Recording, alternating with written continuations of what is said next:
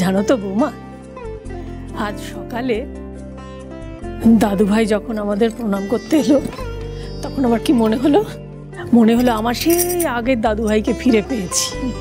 আপনি ঠিকই খেয়াল করেছেন মা, সত্যি আর্যকে দেখে খুব ভালো লাগছে।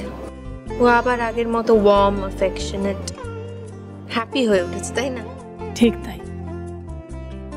মহালয়ার সকালবেলায় দেবী পক্ষের শুরুতে আমাদের পরিবারেও যেন খুশির জোয়ার এসেছে।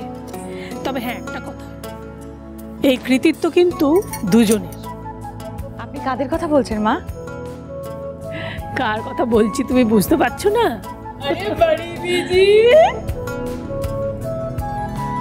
আরে আরে আরে কি করছো? প্রণাম করছো কেন তোমরা? কি মুশকিল।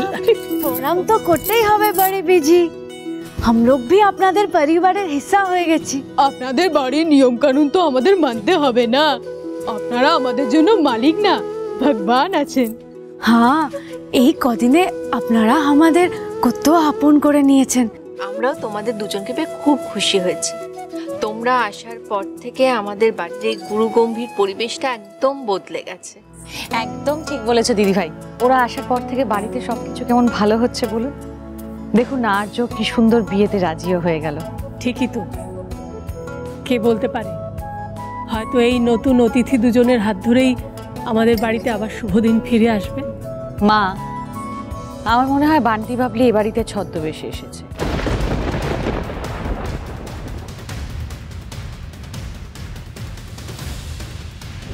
মতলব?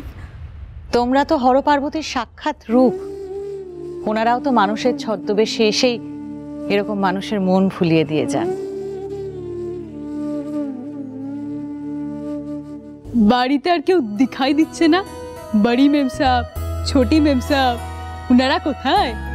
আজকে সকালটাই বরং এ বাড়িতে খুব তাড়াতাড়ি শুরু হয়েছে, তোমরাই বরং লেট করেছো। আর্য তো সে সকাল সকাল কাজে বেরিয়ে গেছে, আর অংশুর সাথে চুমকি, চারু আর মৌলি গেছে আমাদের ফ্যাক্টরিতে। বিশ্বকর্মা পুজোর ছোট করেই তো হবে এবছরে কোভিডের জন্য, তো সেখানে গেছে ওরা। আর সেখান থেকে তারপরে শপিং করে বাড়ি ফিরবে। মা, আমি মৌলিকে বলেছি আমাদের সকলের শাড়িগুলো কিনে আনতে। খুব ভালো করেছো বৌমা। আর বান্টি আর বাবলি, তোমাদেরকে আমি টাকা দিয়ে দেবো, কারণ আমি তো জানি না তোমাদের কি ধরনের পোশাক পছন্দ হবে, সেই জন্য। নেই নেই মেম সাহেব, এসবের কি দরকার আছে? বাইরে তোমরা যে আমাদেরকে প্রণাম করে আশীর্বাদ চাইলে, এটাকে আশীর্বাদই ধরে নাও। কি বুঝলে চারু? মিশমি এখন ঘরে নেই, ওর ঘর থেকে কাগজপত্র সরানোর এটাই মোক্ষম সময়। এই সুযোগটা হাতছাড়া করলে চলবে না। আজ এই খুশির দাবিদার তো অন্য আরেকজনের হবার কথা ছিল, তাই না মা? মেয়েটার কাজটাও তো আমরা ঠিক মতো করতে পারলাম না। ঠিক বলেছ বৌমা। চারুমা যাবার পর থেকে আমি তো রাতে ভালো করে ঘুমোতেই পারি না। কতবার যে চারুমাকে স্বপ্নে দেখি, চারুমা যদি একবার এসে বলতো, ঠাম্মি কার জন্য বসে আছো? আমি তো কয়েকদিনের জন্য কোথাও গিয়েছিলাম। এই তো দেখো দেখো, আমি আবার ফিরে এসেছি।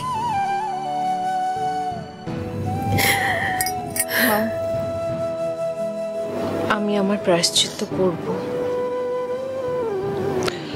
এসব মিটে যাক, তারপরে আমি একা গিয়ে চারু শ্রাদ্ধের পুজোটা সেরে আসবো। ওই তো বিনু চলে এসেছে। এসো ঠাকুরপো।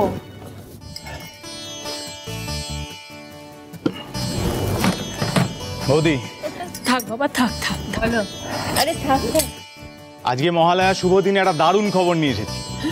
কি খবর? এই যে শান্তিনিকেতনে যে রিসোর্টের জন্য জমি দেখতে গেছিলাম, আর্য পাঠিয়েছিল, ওটা ফাইনাল হয়ে গেছে। কি? সত্যি দারুণ খবর? হ্যাঁ, তবে ওটার সব কাজের দায়িত্ব কিন্তু আমার। শুধু দায়িত্ব কেন ঠাকুরপো, আমি অলরেডি বাবা আর তোমার দাদার সাথে কথা বলে নিয়েছি, রিসর্টটা তোমাদের নামে হবে।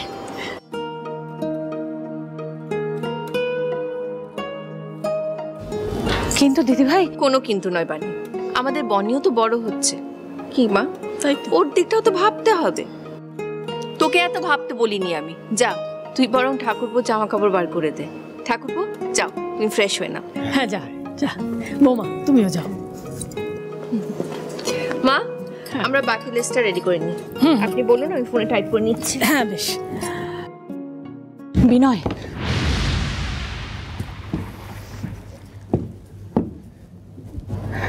দেখলে বিনয়, সৎ পথে চলার ফল কি হয়?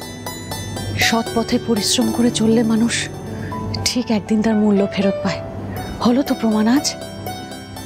এই মানুষগুলো আমাদের কতটা ভরসা, কতটা বিশ্বাস করে, আর তাদের যদি কোনোভাবে আমরা ঠকিয়ে ফেলি না, তাহলে কিন্তু স্বয়ং ঈশ্বর আমাদের ক্ষমা করবেন না। দেখো বিনয়, জ্ঞানত বা অজ্ঞানত ভুল তো তুমি করেছ, আর তার প্রায়শ্চিত্ত তোমাকেই করতে হবে। দেখো বিনয়, চারু আজ আমাদের মধ্যে বেঁচে নেই, কিন্তু কথা দাও কবিরাজ মশাইকে খুঁজে পেলে ওনার পা ধরে ক্ষমা চেয়ে সমস্ত সত্যিটা তুমি ওনাকে জানাবে, প্রায়শ্চিত্ত করবে। বলো।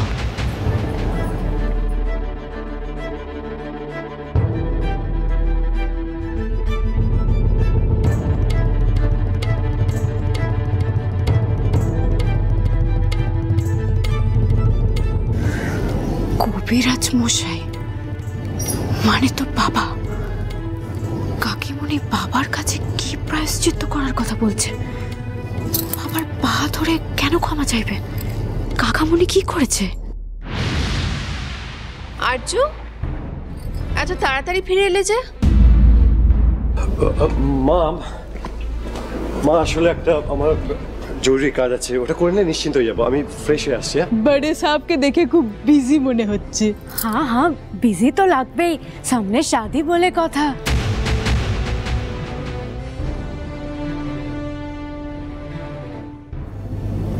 দাদা ভাই তো চলে গেল। হঠাৎ উনি এরকম ভাবে কেন চলে গেলেন বলো তো? এমন কি কাজ পড়লো যার জন্য তো তাড়াহুড়ো করে উনি ঘরে চলে গেলেন? এতদিনে গোলক দাদার সমাধান আজ আমি করে ফেলবো। এটা খোলার পর সবকিছু আমার কাছে দিনের মতো পরিষ্কার হয়ে যাবে।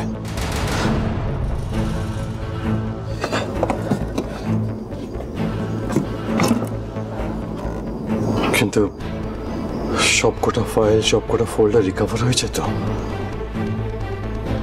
না, একটু দেখে নি।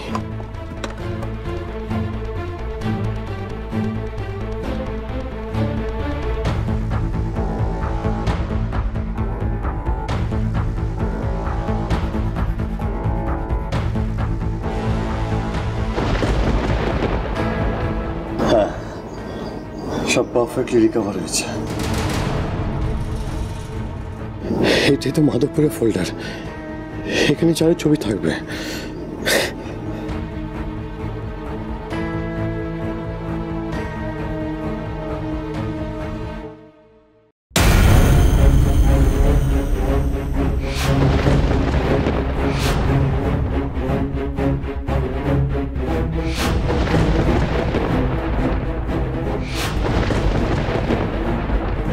চন্দ্রিমা,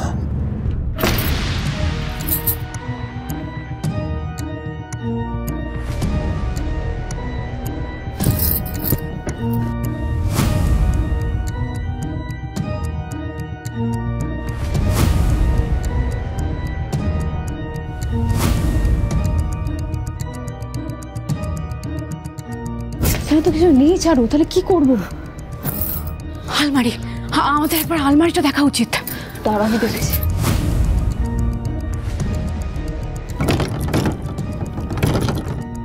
আলমারি তো খুলছে না, এ তো লক করা, আর চাবিও তো নেই। এক মিনিট এক মিনিট, এটা এটা দিয়ে একবার চেষ্টা করে দেখো তুমি।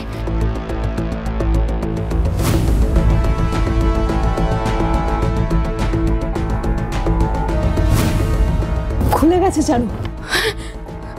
তাড়াতাড়ি ভেতরে দেখো কি আছে। একটা ব্রিফকেস পেয়েছি। এটার ভিতরে কিছু থাকতে পারে, দেখো।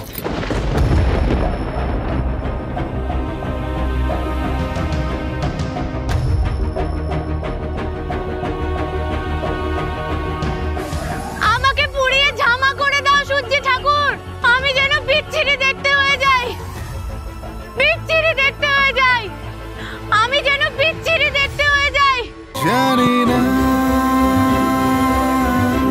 এটা কি করে সম্ভব? কি দেখছি আমি? খুঁজে চলেছি হারানো সুখদারা।